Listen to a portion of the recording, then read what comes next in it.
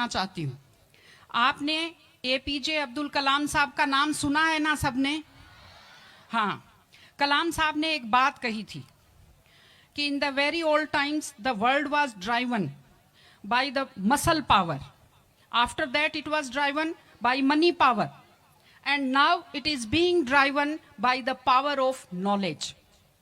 यानी पहले शरीर की ताकत से दुनिया चलती थी, उसके बाद कुछ दिन पैसे से दुनिया चली, और अब दुनिया कैसे चलती है?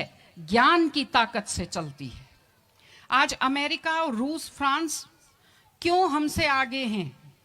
उनकी जनसंख्या भी कम है, शायद वो मेहनती भी हमसे कम हैं, लेकिन वो हमसे क्यों आगे हैं? क्योंकि उनके यहाँ शिक्षा का जो प्रसार था वो हमसे ज़्यादा हुआ, वो हमसे ज़्यादा एजुकेटेड हैं।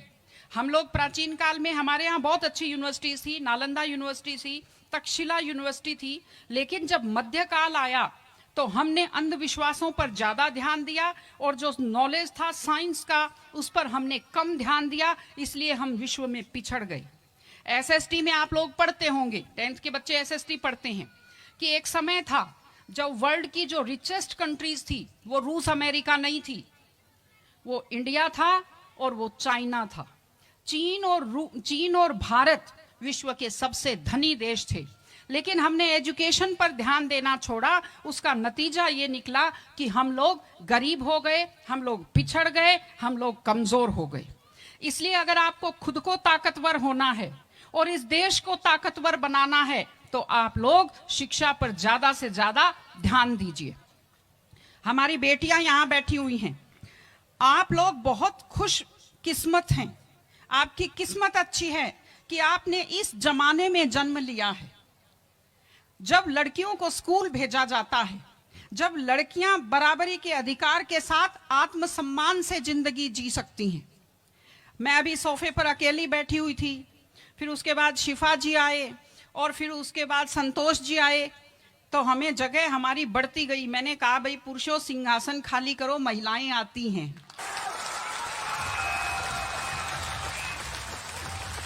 तो आप लोग बहुत खुशकिस्मत हैं। आपकी दादी नानी कितना मेहनत करती थी, सांस नहीं ले पाती थी खुलकर, घूंघट से चेहरा ढककर रखना पड़ता था, जोर से बोल नहीं पाती थी, कानाफूसी में बात करती थी, और आप कितने सम्मान के साथ अपना बैग लेकर के पूरे विश्वास से आप स्कूल आते हो। बहुत खुशकिस्मती की आपके लिए बात है, आपको इसका फायदा उठाना चाहिए। आपको कोशिश करनी चाहिए कि आप एक मजबूत नारी बने। और आपसे मैं कहना चाहती हूं कि आपके ऊपर बहुत विश्वास करते, आपके पेरेंट्स आपको घर से बाहर भेजते हैं, अपने माता पिता को हमेशा अपने मन में रखिए। दूसरी चीज आप बच्चों से जो कहना चाहती हूँ, आजकल क्या है, पहले तो घर में बहुत सारे बच्चे होते थे, संयुक्त परिवार होता था, चलते ही कोई सिर में थप्पड़ मार देता था, बच्चों को बुरा नहीं लगता था, टीचर्स की मार खाते रहते थे, हंसते रहते थे। आजकल 1-2 बच्चे होते हैं घर में, बच्चे बहुत सेंसिटिव होते हैं। आप लोगों को जब आपके माता पिता टोकते हैं, आपके टीचर्स टोकते हैं, आपको बुरा लगता है। आपको बुरा नहीं लगना चाहिए, क्योंकि ये वो लोग हैं जो आपकी चिंता करते हैं। मैं आपको एक छोटा सा किस्सा सुनाऊंगी। एक गाय जंगल में चल रही थी, अचानक उसने देखा एक बाघ पीछे दौड़ा। गाय भी भागी जान बचाने के लिए, सामने दलदल था, वो दलदल में थोड़ा चली, वो दलदल में फंस गई। बाघ भी पीछा करता हुआ आया, वो भी दलदल में फंस गया, लेकिन गाय से थोड़ी दूरी पर था, चल नहीं पाया। तो गाय हंसी और उसने बाघ से कहा, बाघ तू तो गया, तू मरेगा। तो बाघ ने कहा, तुम क्या हंस रही हो, तुम भी तो मरोगी दलदल में। उसने कहा, मैं नहीं मरूंगी, देखना।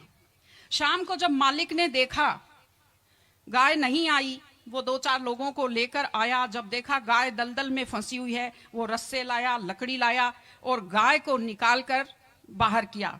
तो गाय ने बाघ को कहा, बाघ तुझे कोई नहीं निकालेगा, मैंने कहा था ना, जिसको संभालने वाले होते हैं वो दलदल में फंसकर नहीं मरता। आपके जो टीचर्स हैं, आपके टीचर्स और आपके पेरेंट्स आपको संभालने वाले हैं। अगर आप उनकी बात मानेंगे, आप डांट के पीछे छुपी हुई उनकी चिंता को आप समझेंगे, तो आप बुराइयों के और गलतियों के दलदल में कभी नहीं फंसेंगे। इसलिए अपने माता पिता को, विशेषकर अपनी माँ का चेहरा अपने दिमाग में रखिए, अपने दिल में रखिए कि वो आपके ऊपर कितना विश्वास करते हैं, वो आपकी कितनी चिंता करते हैं, घर पे आपका इंतजार करते हैं, आपके लिए हमेशा वो दुआएं करते हैं। आपके माता पिता जब मंदिर में जाते हैं खुद के लिए कुछ नहीं मांगते, जब वो बचत करते हैं उस पैसे से खुद के लिए कुछ नहीं खरीदते, वो पैसा आप लोगों पर खर्च करते हैं। उनकी इस चिंता को समझिए, अपने टीचर्स की चिंता को समझिए। मैं आप सबको बहुत शुभकामनाएं देती हूं कि आप लोग, आपकी बुद्धि तीव्र हो, आपका मन बहुत समृद्ध हो, आपका हृदय बहुत संवेदनशील हो। मैं स्कूल को मैं बहुत बहुत शुभकामनाएं देती हूं। टीचर से अपील करती हूं कि व्यक्ति केवल शरीर और दिमाग नहीं होता, एक मन होता है, एक आत्मा होती है। माइंड जो है, mind is sharpened by the knowledge and information. दिमाग तो तेज होता है, लेकिन बच्चों का मन समृद्ध कीजिए, उन्हें कमजोर पर दया करना सिखाइए, उन्हें परिवार के प्रति संवेदनशील बनना सिखाइए कि वो एक अच्छे संपूर्ण नागरिक बने, जिसको कहते हैं कंप्लीट पर्सनैलिटी, वैसे बने। मैं स्कूल को, आप सब बच्चों को, आपको ढेर सारी शुभकामनाएं देती हूं। आप अच्छे व्यक्तित्व बने, आप अच्छे नागरिक बने, एक मजबूत परिवार का, मजबूत देश का और एक अच्छे समाज का आप निर्माण करें। आपने बुलाया, हमें सुना, हमें सम्मान दिया, मैं हृदय से आभारी हूं। बहुत बहुत धन्यवाद। नमस्कार।